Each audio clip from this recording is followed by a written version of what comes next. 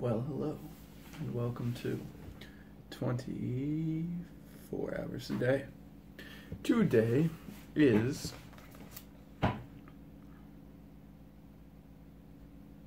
what is today? Today is May 20th or May 21st? May 21st, I believe. Hold on, excuse my fingers. Nope, May 20th. Alright, today is May 20th. So we shall be reading the May 20th page entry. Quick intro. I've been calling this little series, I don't know what I've been calling this little series.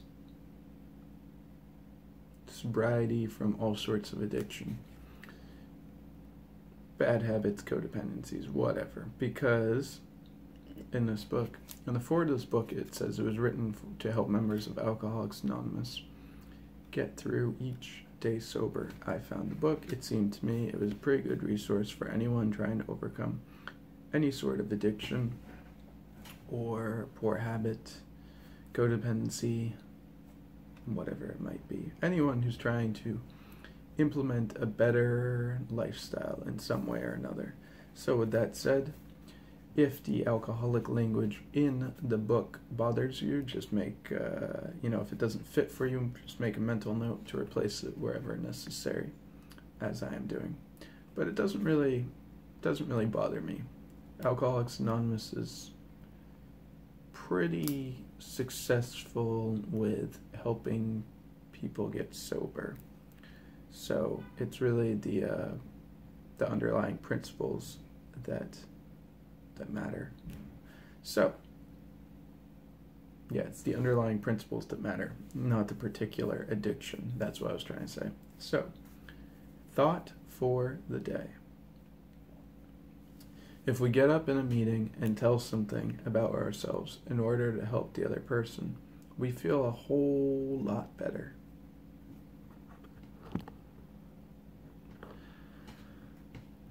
It's the old law of the more you give, the more you get.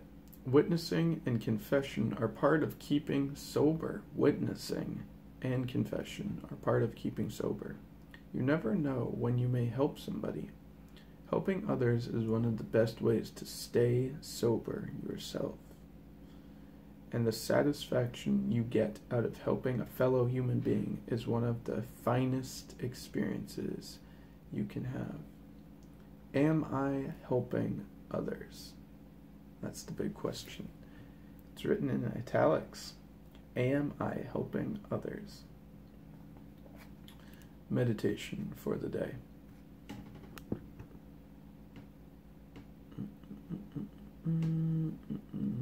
Trying to lower the camera a bit. Without God, no real victory is ever won. All the military victories of great conquerors have passed into history. The world might be better off without military conquerors. The real victories are won in the spiritual realm. He that conquers himself is greater than he who conquers a city. He that conquers himself is greater than he who conquers a city. The real victories are victories over sin and temptation, leading to a victorious and abundant life. Therefore, keep a brave and trusting heart. Face all your difficulties in the spirit of conquest. Face all your difficulties in the spirit of conquest. Remember that where God is, there is true victory. Prayer for the day. I pray that the forces of evil in my life will flee before God's presence.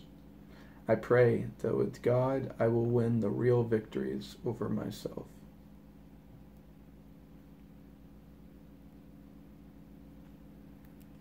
Prayer for the day.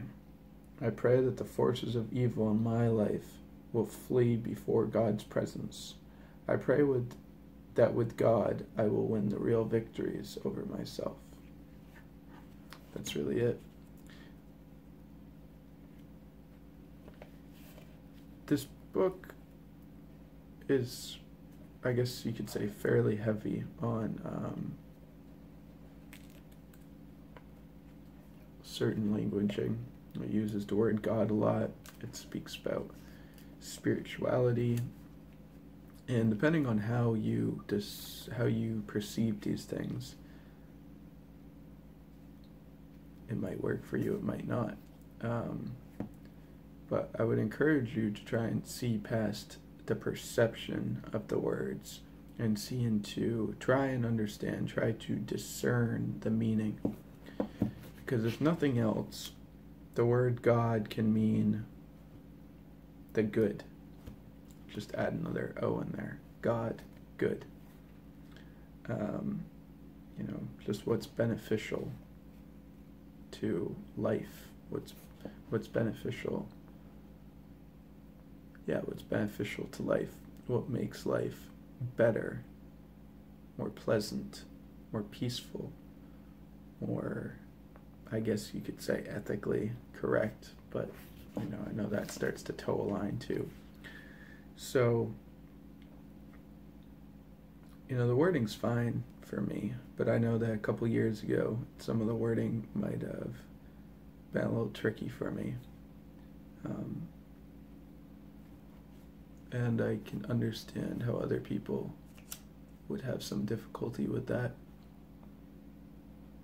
So I really encourage you to just make an attempt to understand the meaning more than the word, and understand that the way people use words and the perception they have of them, whether they cling close to them and identify with them, or they don't identify with them and they reject them, is not really the point. Neither one of those necessarily is correct or most true or most discerning in the intended meaning of words. So I think that's really important. I find that to be really important because I've seen a lot of people reject things or accept things not out of the core of what the intended meaning is, but out of what other people or themselves have put onto the word. Belief systems and, opinions and biases and whatnot. And that's problematic because it leads you away from truth. It leads you away from the reality. It leads you away from the core of the subject. So that's all I have to say. That just kind of came up as I was reading this today, and I don't think I've said a whole lot in it, at least not throughout this series that I've been doing, and that's partly because I've been doing it more just for myself than to try and collect a big following or a bunch of views, but it seemed worth saying, and maybe I needed to hear it a bit myself today. So anyhow, I'm just looking at the time on the video now. 24 hours a day. Thank you for joining me. Until I catch you in the next video, or until you catch me in the next video, until we catch each other in the next video. Stay strong, stay sober, take it easy, rest when you need to, give yourself a break, give others a break. I wish you compassion, peace, and a sort of intoxication that doesn't require external substances or materials. Peace.